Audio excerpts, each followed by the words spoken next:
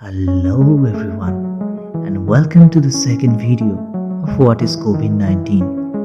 और जैसा कि मैंने प्रॉमिस किया था कि अगले वीडियो में मैं पूरा डिटेल्स में एक्सप्लेन करूंगा कि कैसे कोविड-19 हमारे इम्यून सिस्टम को अफेक्ट करता है। And here we are. So बस एक ही रिक्वेस्ट है, अगर आप इस चैनल पर नए हो so make sure to subscribe this channel and इस वीडियो को पूरा समझने के लिए पूरा एंड तक देखते रहना। So let's begin.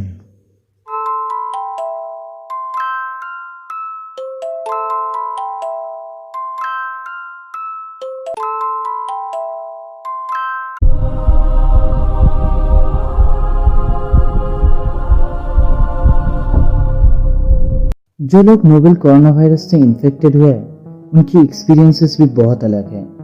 कुछ लोगों का कहना है उन्हें हल्की सर्दी से ज्यादा कुछ नहीं हुआ। दूसरी तरफ बहुत से लोग हॉस्पिटलाइज्ड हैं और तो और कुछ केसेस में लोगों की लंग्स में फ्लूइड भर जाने की वजह से उन्हें मौत भी हो चुकी है। अब एक वायरस इन्फेक्शन की रिजल्ट इतनी अलग कैसे हो सकते हैं? साइंटिस्ट अभी तक नोवेल कोरोना वायरस को लेकर हैरान हैं, पर यह दिन ब दिन साफ होता जा रहा है कि हमारा इम्यून सिस्टम का इस बारे में बहुत इंपॉर्टेंट रोल है कि क्या हम इस वायरस से रिकवर कर पाएंगे या नहीं। इनफैक्ट ज्यादातर मौतें कोरोना वायरस की डैमेज से ज्यादा हमारे इम्यून सिस्टम फेलियर की वजह से हुआ है। तो चलिए जानते हैं एग्जैक्टली हमारे बॉडी में होता क्या है जब हमें इन्फेक्शन पहली बार होता है और कौन कौन से लोग अभी ज्यादा सीवियर इन्फेक्शन के रिस्क में हैं। जब हम पहली बार नोवेल कोरोना वायरस से इन्फेक्टेड होते हैं तब हमारी बॉडी उसकी स्टैंडर्ड इम्यून डिफेंस लॉन्च करता है, जैसे कि ये कोई भी वायरस के खिलाफ करता है।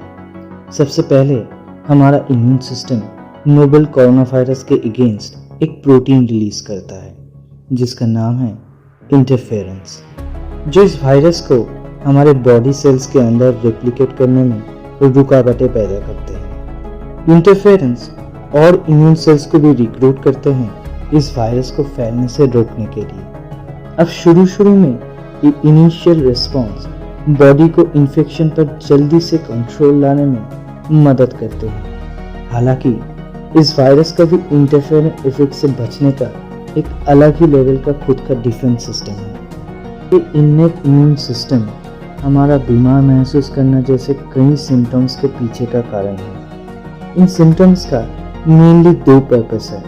नंबर 1, एक तो हमारे बॉडी को अलर्ट करना कि हमारे इम्यून सिस्टम पर अटैक हुआ है, फॉर एन एग्जाम्पल बुखार होना। और दूसरा पर्पस है इस वायरस को जड़ से खत्म कर इससे छुटकारा पाना, जैसे कि कफ से माइक्रोस्कोपिक पार्टिकल्स निकलना और डायरिया। हार्वर्ड मेडिकल स्कूल के professor of medicine doctor Mandeep Mehra ने इन सिम्टम्स को समझाने के लिए कहा है, बेसिकली होता क्या है, एक वक्त आता है जब ये वायरस हमारी बॉडी में अपने आप को एस्टेब्लिश कर लेते हैं और हमारी बॉडी उसके खिलाफ रिस्पॉन्ड करना स्टार्ट कर देते हैं। इसको हम कहते हैं माइल्ड सिम्टम्स। सबसे पहले आपको बुखार आता है। अगर इस वायरस ने आपके रेस्पिरेटरी ट्रैक्ट पर खुद को एस्टेब्लिश कर लिया है तो आपको खांसी होगी, और अगर वायरस ने आपके गैस्ट्रोइंटेस्टाइनल म्यूकोसलर ट्रैक्ट पर एस्टैब्लिश किया है तो आपको डायरिया होगा। ये अलग अलग सिम्टम्स डिपेंड करते हैं वायरस ने आपके बॉडी के किस जगह पर खुद को एस्टैब्लिश किया है। नोवेल कोरोना वायरस एक स्पेसिफिक प्रोटीन पर कुंडी लगाकर हमारे सेल्स के अंदर घुसते हैं जिसका नाम है ACE2 रिसेप्टर, जो कि बिल्कुल सेल्स के सरफेस पर होते हैं। ये रिसेप्टर्स लंग्स में विपुल मात्रा में होते हैं, इसीलिए कोविड-19 को रेस्पिरेटरी इलनेस भी माना जाता है। हालांकि second highest number of ACE2 receptor intestines में होते हैं, जो हमें ये एक्सप्लेन करते हैं कि ज्यादातर लोग जो कोरोना वायरस से इन्फेक्टेड हुए हैं उन्हें डायरिया भी होता है, क्योंकि ये वायरस ड्रॉपलेट्स के रूप में हमारे शरीर में घुसते हैं।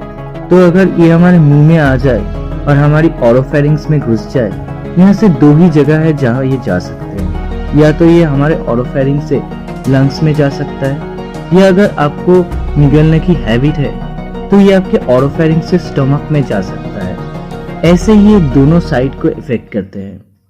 हमारा इनमेट इम्यून सिस्टम का सबसे पहले तो कोशिश रहता है कि ये वायरस को कंटेन करके इसको ज्यादा फैलने और रेप्लिकेट करने से रोक सके, ताकि हमारा इम्यून सिस्टम को दूसरी वेव, जिसको बोलते हैं द एडेप्टिव और वायरस स्पेसिफिक रिस्पॉन्स, को ज्यादा से ज्यादा वक्त मिले इस वायरस को मिटाने के लिए, इससे पहले कि सब कुछ हाथ से निकल जाए। एडेप्टिव इम्यून रिस्पॉन्स में वायरस स्पेसिफिक एंटीबॉडीज और टी सेल्स भी होते हैं, जो कि हमारी बॉडी खुद डेवलप करते हैं और जो कि इस वायरस को रिकॉग्नाइज करके जल्दी से जल्दी मिटा सके। और ये एंटीबॉडीज ही जो लोग पहले इन्फेक्ट हो चुके हैं उन्हें दोबारा इन्फेक्ट होने से बचाते हैं। हालांकि कुछ लोगों में ये वायरस बहुत जल्दी फैलता है, इससे पहले कि हमारा इम्यून सिस्टम इससे जूझकर इसको कंट्रोल में ला सके। ये चीज होने की एक वजह है, अगर बहुत ज्यादा अमाउंट ऑफ वायरल पार्टिकल्स अगर हमारे बॉडी को इन्फेक्ट करे तो। सिर्फ इसीलिए डॉक्टर और नर्सेस यंग एंड हेल्दी होने के बावजूद भी उन्हें ज्यादा सीवियर इन्फेक्शन होने की गुंजाइश है, क्योंकि पेशेंट्स की केयर करने के लिए वो दिन में बहुत बार बहुत ज़्यादा अमाउंट ऑफ वायरस के सामने एक्सपोज रहते हैं। जितना वायरस ज़्यादा होगा, इम्यून सिस्टम को उससे लड़ने में उतनी ही ज़्यादा तकलीफ होगी।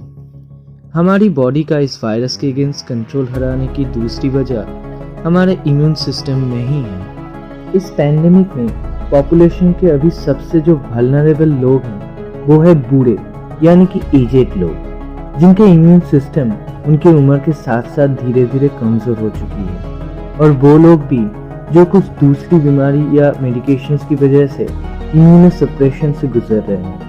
एक सप्रेस्ड इम्यून सिस्टम का नतीजा कमजोर इनिशियल इंटरफेरेंस रिस्पॉन्स और डिलेड एंटीबॉडी रिस्पॉन्स हो सकता है, जिसकी वजह से ये वायरस बिना चेक हुए एक सेल से दूसरे सेल्स तक फैल सकते हैं। अगर हमारा इम्यून सिस्टम एक अच्छा न्यूट्रलाइजिंग एंटीबॉडी रिस्पॉन्स बनाए तो हम रिकवर कर सकते हैं। सिर्फ कुछ वक्त का ही फासला है। लोग बीमार होते हैं पर वो अच्छा एंटीबॉडी रिस्पॉन्स बनाते हैं और वायरस को मिटाते हैं। पर अगर उन लोगों की बात की जाए जिनका उम्र ज्यादा है और कोई सीरियस हेल्थ प्रॉब्लम है, उनको इम्यून सप्रेशंस की वजह से डिलेड एंटीबॉडी रिस्पॉन्स से गुजरना पड़ता है, इसीलिए उन्हें ठीक होने में तकलीफ होती है। तो चलिए अब बढ़ते हैं नेक्स्ट स्टेप की तरफ, पर आगे बढ़ने से पहले मेरी सबसे एक ही रिक्वेस्ट है, अगर आप इस चैनल पर नए हो और अभी तक आपने सब्सक्राइब नहीं किया तो मैं बुरा मान जाऊंगा यार। क्या है ना, मुझे लाल रंग कुछ खास पसंद नहीं है, तो वो जो लाल सब्सक्राइब वाला बटन है उसको जल्दी से काला कर दो यार। और ऐसे अमेजिंग वीडियोस देखने के लिए बेल आइकन दबाना बिल्कुल भी मत भूलना। तो चलो अब बढ़ते हैं नेक्स्ट स्टेप की तरफ, the damage caused by corona virus.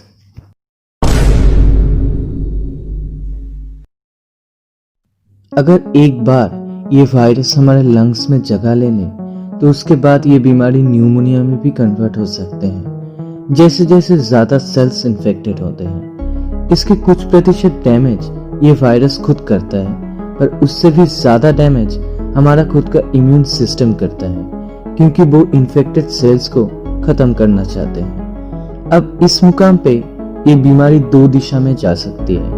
पहला, इम्यून सिस्टम स्टेबल रहकर T cells and antibody response से फिर से इस वायरस पर हावी होकर उसे खत्म कर सकता है, और दूसरा, इम्यून सिस्टम फ्रीक्ड आउट होकर ओवर रिस्पॉन्स स्टार्ट कर सकता है, जैसे कि वायरस को वाइप आउट करने के लिए उत्तेजित होकर ज्यादा से ज्यादा इन्फ्लेमेटरी प्रोटीन्स को मारता करना। ये जो दूसरी दिशा है, इसी की वजह से लंग्स में सब्सटेंशियल सेल्स की मौतें होती हैं, जिसकी वजह से और भी severe infection, acute respiratory distress syndrome, यहाँ तक मौत भी हो सकती है। ज्यादा उम्र के लोग और इम्यूनो कॉम्प्रोमाइज लोग इसी रिस्पॉन्स की वजह से वल्नरेबल हैं, क्योंकि उनकी अंडर एक्टिव इम्यून सिस्टम अचानक से हाइपर ड्राइव लेकर ओवर एक्टिव हो जाता है। डॉक्टर मनदीप मेहरा ने इस बारे में कहा है, कोविड-19 में एक दिलचस्प जिज्ञासा है, और हमने दूसरे कोरोना वायरसेस जैसे कि सर्स एंड मर्स के साथ भी ये देखा है। जिन लोगों का इम्यून रिस्पॉन्सेस सबसे ज़्यादा सप्रेस्ड होते हैं, इस बीमारी के लेटर स्टेजेस में